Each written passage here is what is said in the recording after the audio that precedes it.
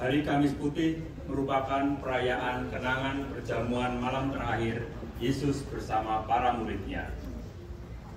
Perjamuan terakhir Yesus bersama muridnya bukanlah perjamuan keputusasaan, kesedihan, melainkan perjamuan yang penuh keakraban, perjamuan persaudaraan penuh makna. Perjamuan itu simbol penyerahan hidupnya yang total, tubuh dan darahnya diberikan demi keselamatan murid-muridnya.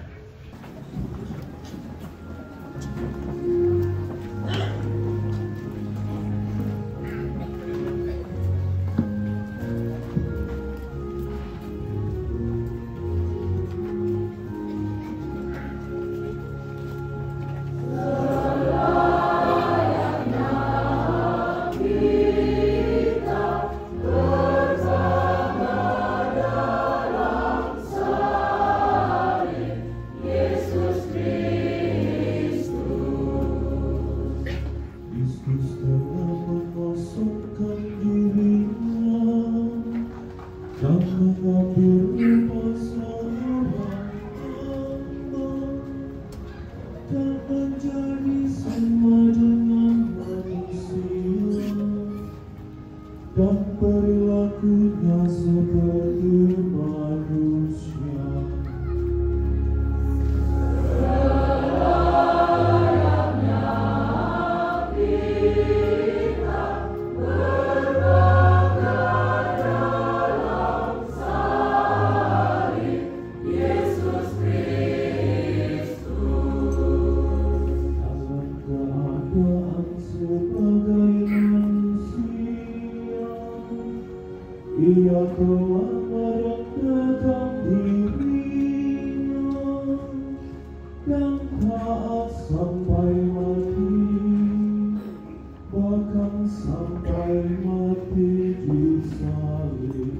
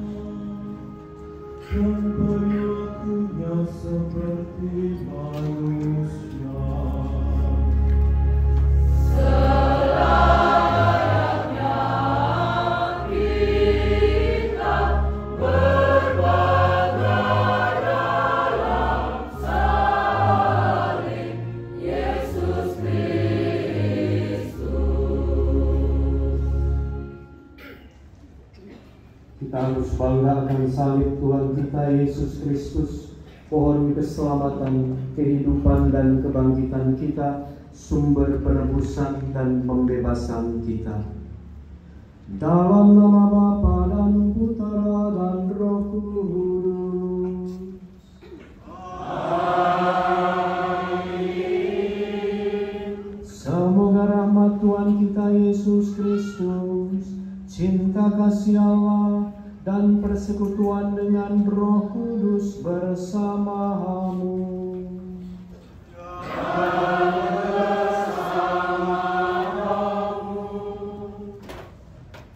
Saudara-saudari sekalian, malam ini kita merayakan kasih Kristus yang telah menyerahkan hidupnya untuk kita semua. Tapi seringkali kita kurang menanggapi kasih Kristus itu dengan sepenuh-penuhnya, karena kita lemah dan rapuh, mudah terbujuk setan dan dikuasai dosa.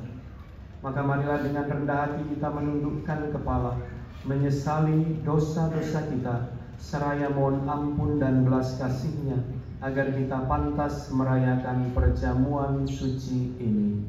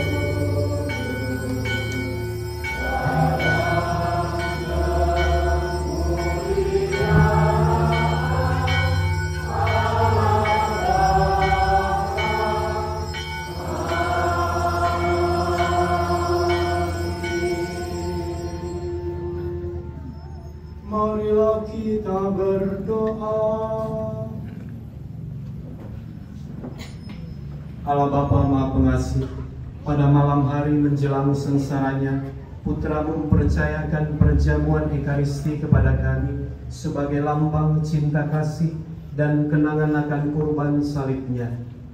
Semoga kami dapat menimba kekuatan dari misteri luhur ini untuk mewujudkan kasih dalam hidup kami sehari-hari, serta diperkenankan menikmati buah penebusannya. Sebab Dialah Tuhan dan pengantara kami, yang bersama dengan Dikau dalam persatuan Roh Kudus, hidup dan berkuasa Allah sepanjang segala masa. Bacaan dari Kitab Keluaran. Pada waktu itu, berfirmanlah Tuhan kepada Musa dan Harun di Mesir. Bulan ini akan menjadi permulaan segala bulan bagimu, bulan yang pertama bagimu tiap-tiap tahun.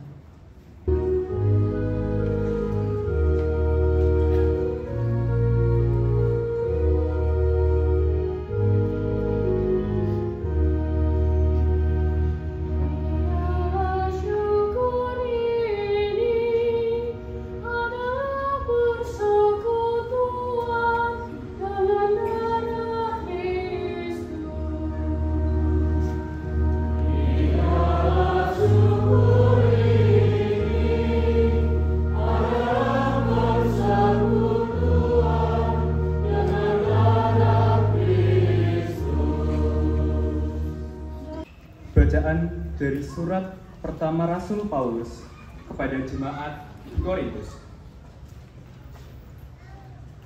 Saudara-saudara, apa yang telah kuteruskan kepadamu ini telah aku terima dari Tuhan, yaitu bahwa Tuhan Yesus pada malam Ia diserahkan mengambil roti, dan setelah mengucap syukur atasnya, Ia memecah-mecahkan roti itu seraya berkata, "Inilah tubuhku yang diserahkan bagimu." Terpujilah Kristus Tuhan, Raja mulia dan kekal. Terpujilah Kristus Tuhan, Raja mulia dan kekal. Tuhan bersamamu.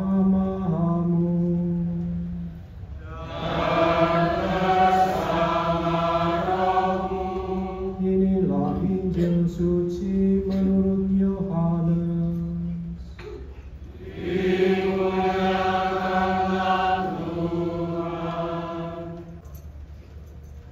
Sebelum hari raya Paskah mulai, Yesus tahu bahwa saatnya sudah tiba untuk pergi dari dunia ini kepada Bapa. Sebagaimana Ia senantiasa mengasihi murid-muridnya, demikianlah sekarang Ia mengasihi mereka sampai saat terakhir.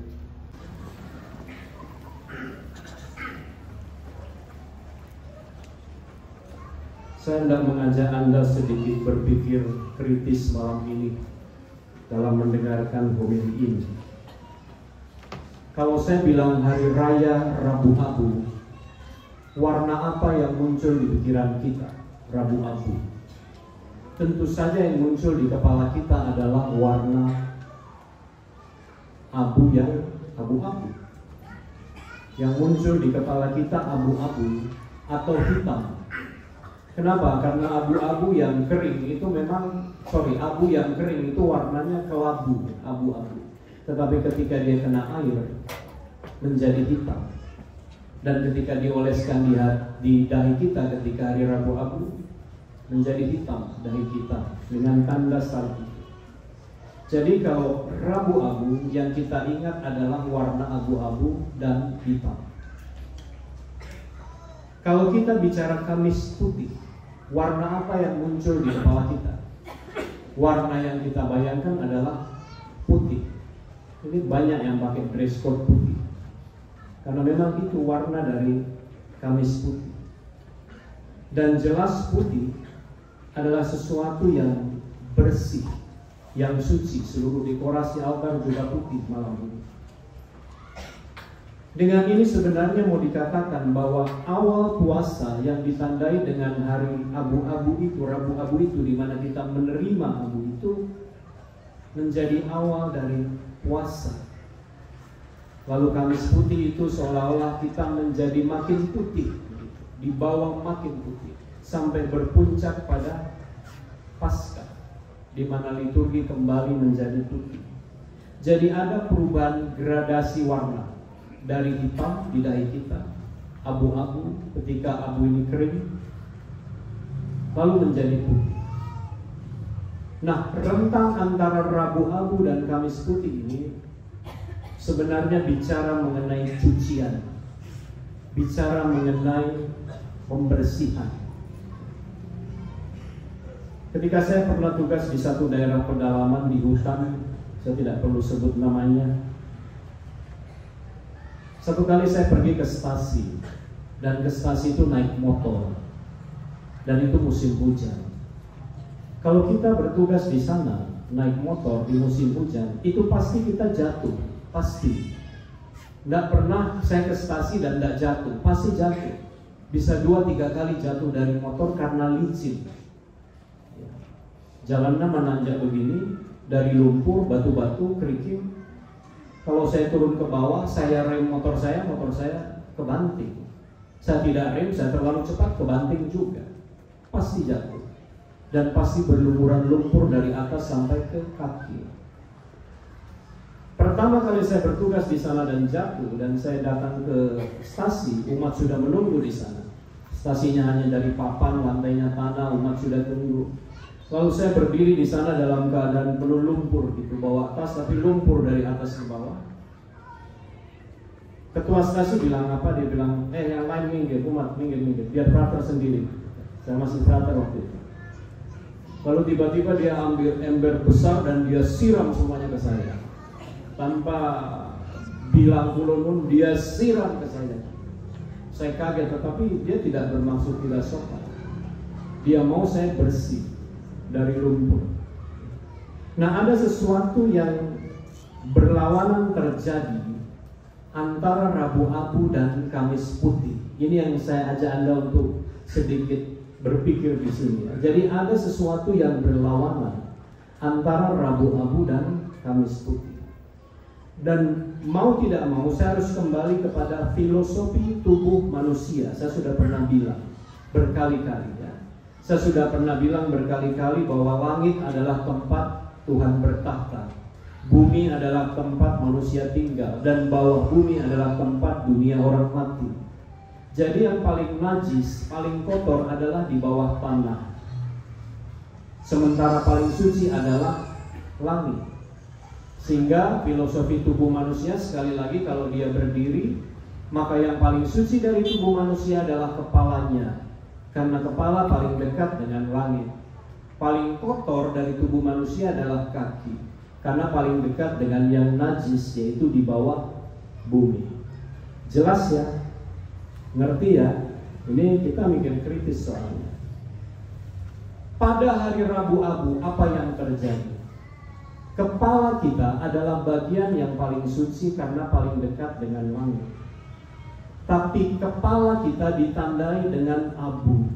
Abu adalah simbol kotoran, sesuatu yang diambil dari tanah, dinaikkan di atas kepala kita, dan kita dengan sukarela menerima itu di sini.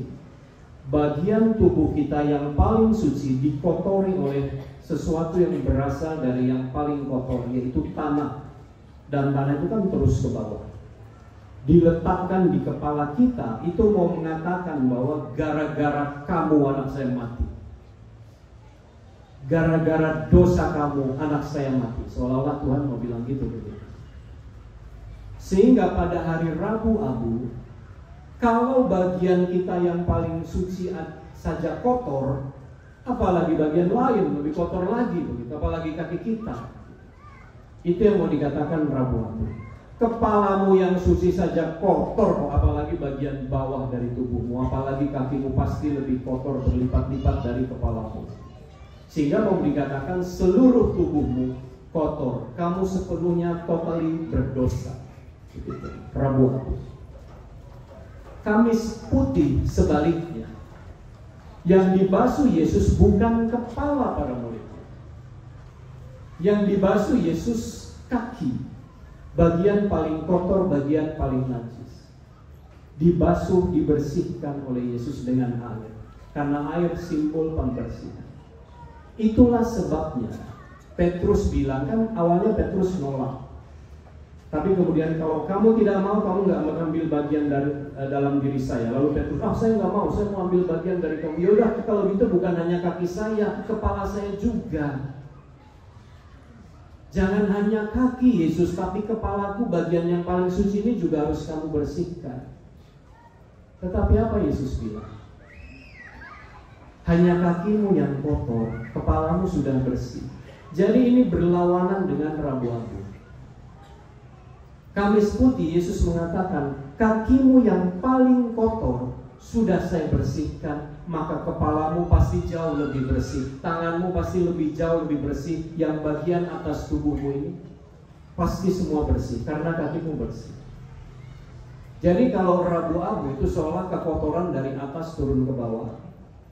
Kalau Kamis Putih seolah-olah dari bawah naik ke atas, kesucian dan menjadi bersih.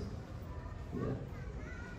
Jadi Rabu-Abu sekali lagi adalah kotor dari bagian yang paling suci, yaitu kepala, sedangkan Kamis Putih bersih dari bagian yang paling tidak suci, yaitu kaki. Sekarang, ada dua peristiwa dalam kitab suci yang bicara mengenai pembasuhan kaki. Yang pertama adalah malam ini, Yesus membasuh kaki murid-murid. Peristiwa kedua dalam kitab suci adalah wanita pendosa yang membasuh kaki Yesus. Ya. Ada wanita pendosa, dia bersihkan kaki Yesus, tapi menggunakan air mata dan rambutnya sebagai lapnya. Ketika Yesus hendak membasuh kaki para muridnya, Petrus menolak. Mengapa Petrus menolak? Masa kamu guru membasuh kaki saya? Terbalik dong, harusnya saya yang membasuh kakimu. Tapi Yesus kemudian bilang itu, kalau kamu tidak saya basuh, kamu tidak mengambil bagian. Lalu Petrus mau gitu. Jadi murid ini menolak Yesus. Nggak mau, nggak boleh guru membasuh kaki saya, karena itu pekerjaan pembantu, pekerjaan hina, pekerjaan budak. Bagaimana mungkin kamu guru dan Tuhan membersihkan kaki? Ditolak oleh Petrus. Dan itulah yang terjadi, karena itu pekerjaan pelayan. Tetapi ketika wanita pendosa membasuh kaki Yesus, orang-orang protes. Dia nggak tahu nih orang berdosa itu, nggak bener nih perempuan ini. Kok kalau dia nabi harusnya dia tahu, dia nggak boleh membersihkan kaki guru yang suci ini. Seolah-olah dengan membersihkan kaki Yesus, wanita ini justru bukan membersihkan, tetapi mengotori kaki Yesus yang suci itu dengan dosa-dosanya. Tapi Yesus membiarkan kakinya dibasuh oleh air mata dan rambut wanita pendosa ini. Nah, dua peristiwa ini menjadi inspirasi kita dalam hal pembersihan diri dari warna hitam atau abu-abu menuju ke warna putih. Peristiwa pembasuhan kaki malam ini itu dari pihak Allah. Yang membersihkan kaki manusia adalah Allah, yaitu Yesus. Dari pihak Allah, yaitu Yesus, ingin menyucikan dan menguduskan manusia. Hendaklah engkau kudus adanya. Pembasuhan kaki wanita pendosa itu sebaliknya. Yesus Allah mau dibersihkan oleh manusia. Mengerti tidak? Terbalik. Jadi kalau Kamis Putih Allah mau membersihkan manusia karena Yesus Allah. Ini sebaliknya, manusia seolah-olah mau membersihkan Allah. Pertanyaannya, sebenarnya siapa yang menjadi bersih dalam peristiwa pembasuhan wanita yang berdosa? Apakah Yesus jadi bersih ketika dibersihkan wanita pendosa itu? Nggak ngefek sebenarnya itu untuk Yesus. Karena Yesus itu sudah suci, dia Allah, dia nggak perlu lagi dibersihkan. Tapi kenapa Yesus membiarkan wanita itu membersihkan kakinya? Kenapa? Karena sebenarnya wanita itu sedang membersihkan dirinya sendiri. Itulah dia, sebabnya dia menangis. Dia membersihkan dengan air matanya. Dia sebenarnya tidak sedang membersihkan kaki Yesus. Dia sedang membersihkan dirinya sendiri dengan air mata pertobatannya, karena memang dia adalah wanita pendosa. Jadi ini bedanya pembasuhan kaki Yesus malam ini pada para murid dan wanita pendosa ini. Jadi ini dari pihak manusia seolah-olah mau membersihkan Allah, tapi sebenarnya dia sedang membersihkan dirinya sendiri. Dengan hati remuk redam, air mata, dengan rasa putus asa di hadapan kekotoran dirinya sendiri, manusia melumurkan dosanya pada kaki Yesus untuk dibersihkan, diputihkan kembali. Jadi kalau dosa-dosa kita lumurkan pada kaki Yesus, gambarannya adalah air mata kita. Kaki Yesus itu tidak akan jadi kotor karena dosa kita.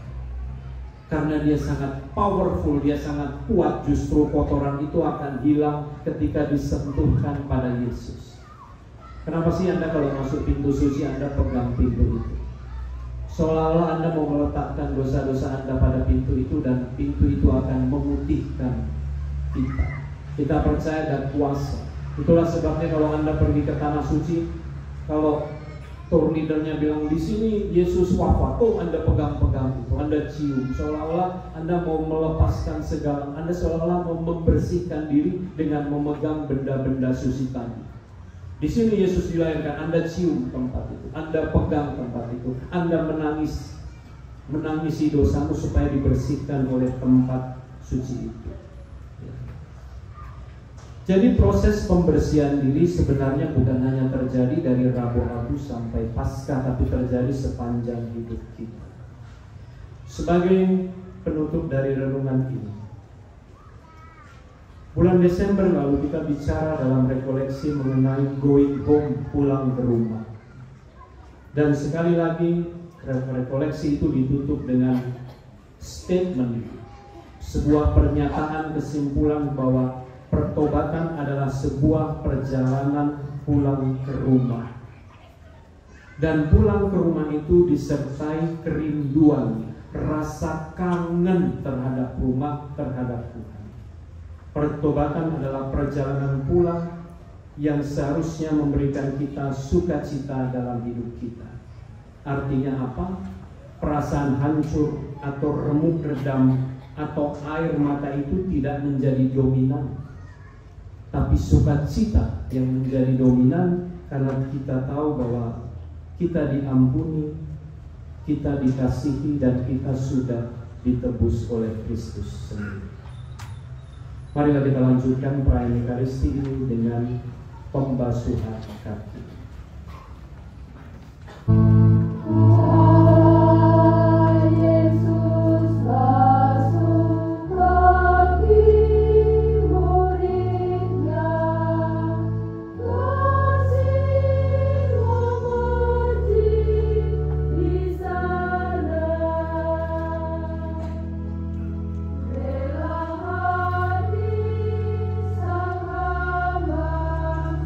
Sang Hamba,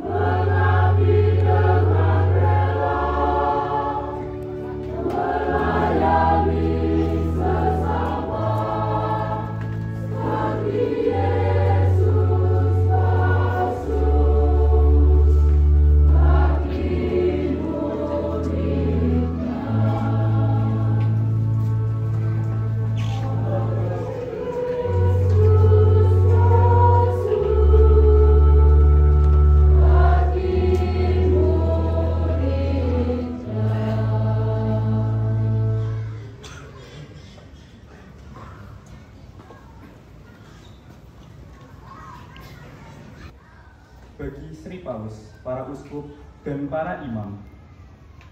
Semoga Sri Paus, uskup kami, serta para imam dapat melakukan tugas pengembalaan mereka dengan rendah hati, seperti Yesus yang membasuh kaki murid-muridnya. Marilah kita mohon.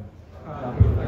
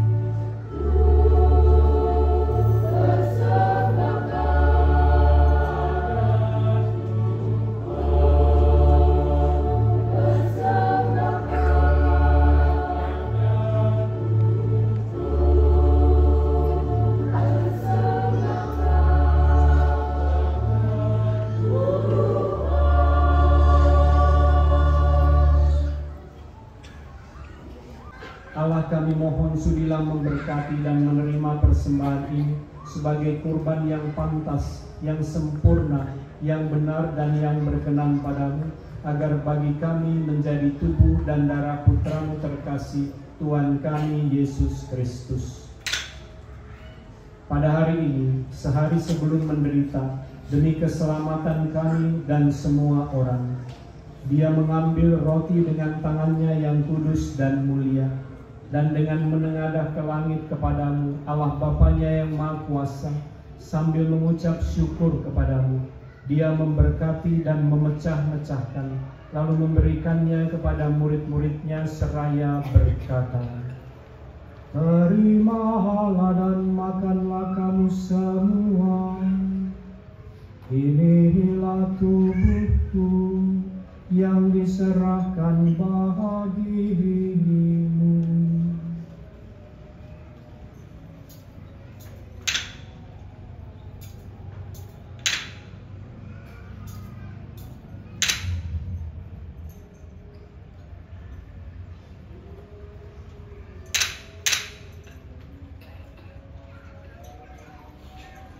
Demikian pula sesudah perjamuan, Dia mengambil piala yang luhur ini dengan tangannya yang kudus dan mulia.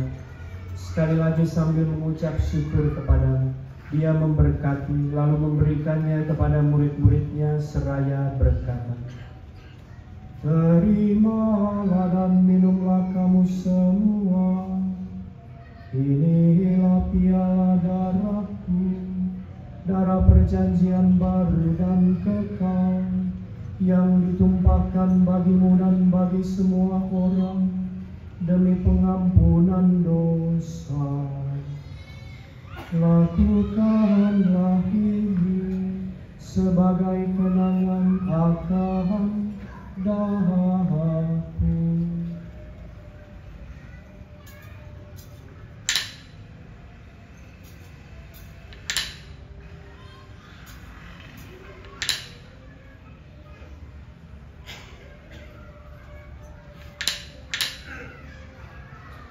Marilah mewartakan misteri iman kita.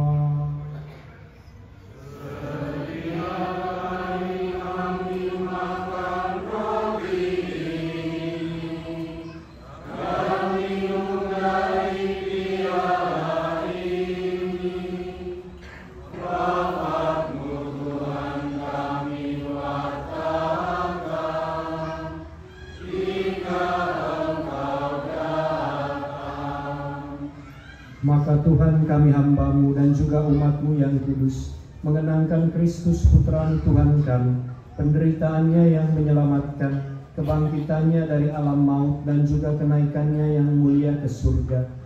Demi keagungan-Mu yang luhur kami persembahkan dari anugerah dan pemberian-Mu, kurban murni, kurban kudus, kurban tak bernoda, roti kudus kehidupan abadi dan piala keselamatan kekal. Sudilah memandang persembahan ini dengan hati yang rela dan wajah berseri, dan sudilah menerimanya seperti Engkau berkenan menerima persembahan hamba-Mu Habel dan kurban leluhur kami Abraham, dan persembahan suci kurban tak bernoda yang dipersembahkan kepadamu oleh Melkisedek Imam Agungmu. Kami mohon kepadamu, ya Allah yang Maha Kuasa, utuslah malaikat-Mu yang kudus membawa persembahan ini dengan tangannya ke altar-Mu yang luhur, ke hadapan keagungan ilahi-Mu, agar semua yang mengambil bagian dari altar ini dengan menyambut tubuh dan darah tersuci Putra-Mu dipenuhi dengan segala berkat dan rahmat surgawi dengan pengantaran Kristus Tuhan kami. Amin. Ingatlah juga Tuhan hamba-hamba-Mu yang telah mendahului kami dengan meterai iman dan beristirahat dalam damai. Kami mohon Tuhan, supaya Engkau menganugerahkan tempat yang nyaman, terang dan damai kepada mereka dan semua orang yang beristirahat dalam Kristus dengan pengantaran Kristus Tuhan kami. Amin. Juga bagi kami hamba-Mu yang berdosa, yang berharap atas kerahiman-Mu yang melimpah, semoga Engkau perkenankan mengambil bagian dalam persekutuan dengan para rasul dan para martir-Mu yang kudus, dengan Yohanes, Stefanus, Matias, Barnabas, Ignatius Alexander, Marcelinus Petrus Felicitas Perpetua, Agatha Lucia, Agnes Cecilia Anastasia, dan semua orang kudus-Mu. Perkenankanlah kami menikmati kebahagiaan bersama mereka, bukan karena jasa-jasa kami, tetapi karena kelimpahan pengampunan-Mu, dengan pengantaran Kristus Tuhan kami, dengan pengantaran Dia Tuhan, Engkau senantiasa menciptakan, menguduskan, menghidupkan, memberkati, dan menganugerahkan segala hal yang baik kepada kami. Dengan pengantaran Dia, bersama Dia dan dalam Dia, bagi-Mu Allah Bapa yang Maha Kuasa, dalam persekutuan dengan Roh Kudus, segala hormat dan kemuliaan sepanjang segala masa.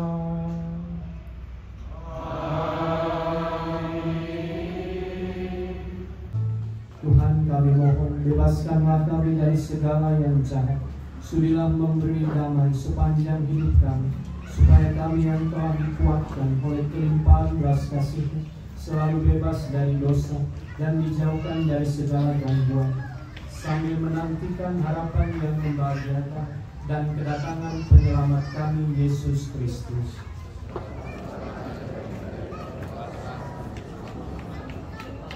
Tuhan Yesus Kristus, Engkau telah bersabda kepada para rasul, damai-Ku kutinggalkan bagimu, damai-Ku kuberikan kepadamu. Janganlah memperhitungkan dosa kami, tetapi perhatikanlah iman gereja-Mu, dan berilah kami damai dan kesatuan sesuai dengan kehendak-Mu, Engkau yang hidup dan meraja sepanjang segala masa. Amin. Semoga damai Tuhan selalu bersama-Mu.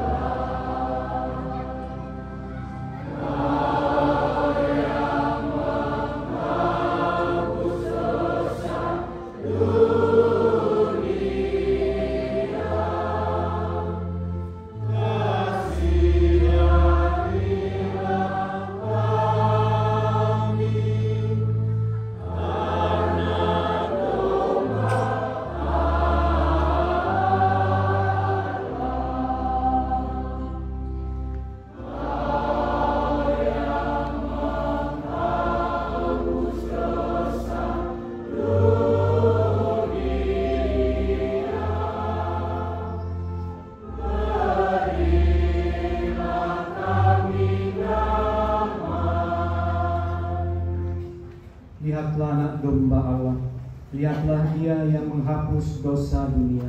Berbahagialah saudara-saudari yang diundang ke perjamuan anak domba. Tuhan, saya tidak pantas Engkau datang pada saya, tetapi bersabdalah saja, maka saya akan sembuh.